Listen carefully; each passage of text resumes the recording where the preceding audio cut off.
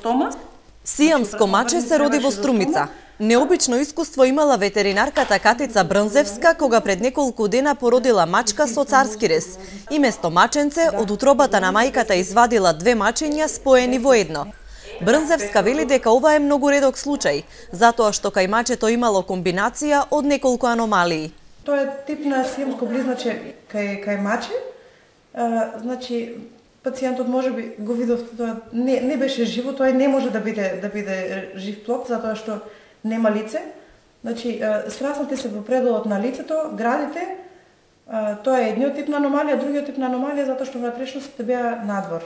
Тоа е веќе сосема друг тип на аномалија. Се среќава многу ретко во нашите учебници по ветеринарна медицина, значи има ги само цртежи, многу ретко има некои слики. За таков тип аномалија јас лично досега не бев видел, можеби не и слушнал.